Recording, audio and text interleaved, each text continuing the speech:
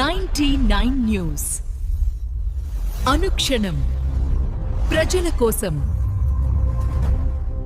నమస్కారం. 99 న్యూస్ కి స్వాగతం. భద్రాద్రి కొత్తగూడెం జిల్లా కలెక్టర్ అంకితాను మర్యాదపూర్వకంగా కలిసిన భద్రాద్రి కొత్తగూడెం జిల్లా గ్రంథాలయ చైర్మన్ పసుపులేటి వీరబాబు.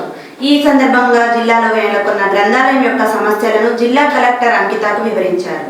వెంటనే స్పందిస్తూ కలెక్టర్ తొందరలోనే మండలాల్లో నెలకొన్న సమస్యలు తీరుస్తానని, నూతన గ్రంథాలయాలకు స్థలాల ఏర్పాటుకు హామీ ఇచ్చారు. ఈ కార్యక్రమానికి జిల్లా గ్రంథాలయ సంస్థ కార్యదర్శి కరుణాకుమారి నవీన్ పాల్గొన్నారు.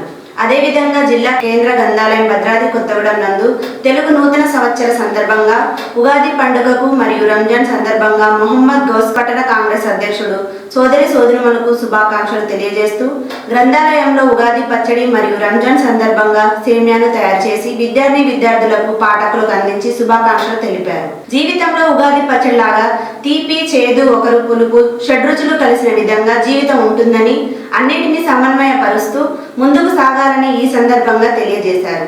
ఈ కార్యక్రమంలో గ్రంథ పాలకురాలు, మణిముత్యాల గ్రంథాలయ ఆఫీస్ ఇన్ఛార్జి నవీన్ కుమార్, శాఖ గ్రంథ పాలకులు నాగన్న, మధుబాబు, వాణి, రుక్మిణి, గీతా, ఈశ్వరి, వినోద్ విద్యార్థులకు పాఠకులకు పాల్గొని ఈ కార్యక్రమాన్ని విజయవంతం చేశారు. 25వ డివిజన్ సమీక్షా సమావేశం విజయలక్ష్మి హాస్పిటల్ ప్రాంతంలో డివిజన్ అధ్యక్షుడు దాసరి పూర్ణ అధ్యక్షతన రాష్ట్ర ఓబీసీ సెల్ ఉపాధ్యక్షులు వడ్డబోయిన నరసింహరావు, కాంగ్రెస్ నాయకులు గొల్ల వెంకటేష్ పర్యవేక్షణ నిర్వహించడం జరిగింది.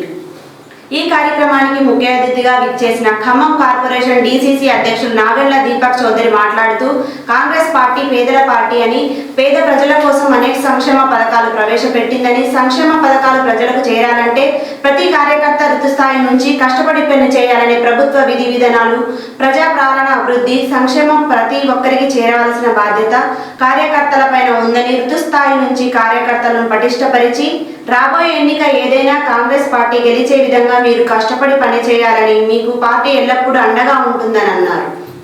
ఈ కార్యక్రమంలో నగర కాంగ్రెస్ పార్టీ ఓబీసీల అధ్యక్షులు బాణాల లక్ష్మణ్, కోనేటి నారాయణ, వడ్డబోయిన శ్రీనివాసరావు, బండారు శ్రీనివాసరావు, మర్కపూడి నాగేశ్వరరావు, పల్లాల ఓం నమ శివాయ, గొల్లమురళి, రాకుండా కృష్ణ, ఎస్కే ఖాజామియా, చల్లా మోహన్ రావు తదితరులు పాల్గొన్నారు. పల్నాడు జిల్లా వీరుకొండ పట్టణంలో షాదీఖానాలో రంజాన్ సెహరీ కమిటీ ఆధ్వర్యంలో పవిత్ర రంజాన్ మాసం సందర్భంగా ముస్లిం మహిళలకు ఏర్పాటు చేసిన ఇఫ్తార్ విందు కార్యక్రమం ఘనంగా జరగగా, ఈ కార్యక్రమంలో YSR Congress party PSC number Veerukonda మాజీ శాసనసభ్యులు శ్రీ బొల్లా బ్రహ్మన్ నాయుడు పాల్గొని ముస్లిం సోదరులతో కలిసి నమాజ్ ఆచరించారు.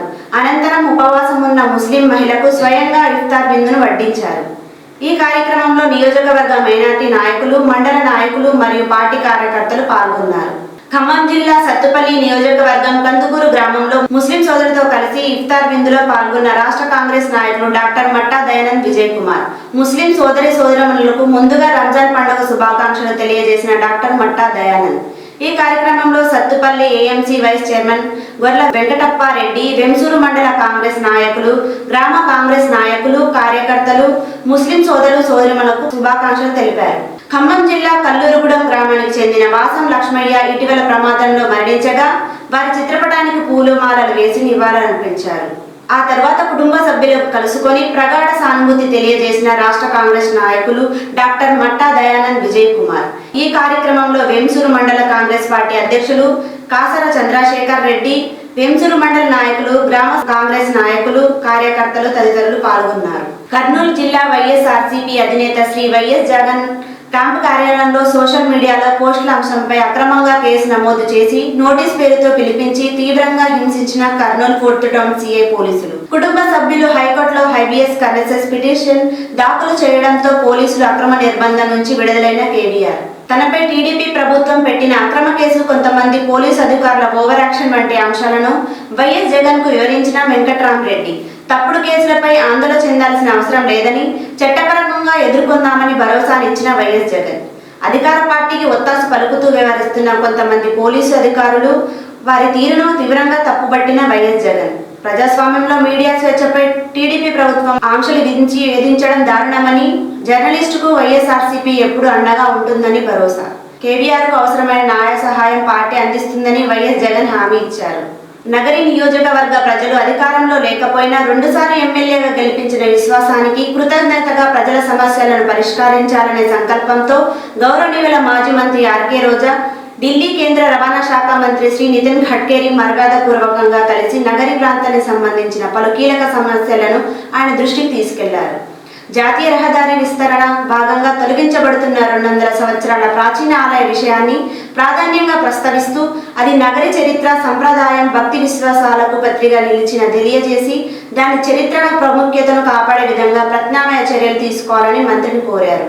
అదేవిధంగా కొండ చుట్టూ మండపం ఏర్పాటు చేసిన నగరిలో పెరుగుతున్న రాకపోకలను దృష్టిలో ఉంచుకొని ఫ్లైఓవర్ నిర్మాణం అవసరమని తెలిపారు.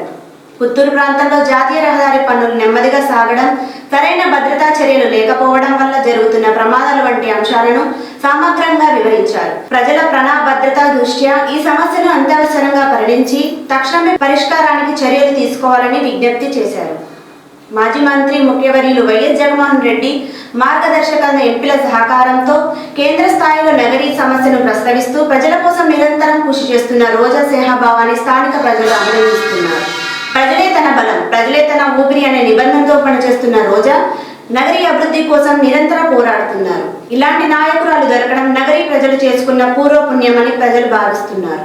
జర్నలిస్టుల ఇబ్బందులను, వారి స్థితిగతులను కండ్లకు కట్టినట్టు వివరించి జర్నలిస్టులు ప్రధాన డిమాండ్ల అవసరాలను ప్రభుత్వం దృష్టికి తీసుకువెళ్లి వాటిని తక్షణమే పరిష్కరించాలని రాష్ట్ర వ్యాప్తంగా ఉన్న జర్నలిస్టుల పక్షాన శాసన మండలి డిమాండ్ చేసిన ఎమ్మెల్సీ తక్కల్లవల్లి రవీంద్ర కుమార్. తిరుపతి జిల్లా చంద్రగిరి గ్రామంలో దారుణం. సర్వే నంబర్ 445/1/A లోని 38 సెంట్ల స్థలంపై ఘర్షణ.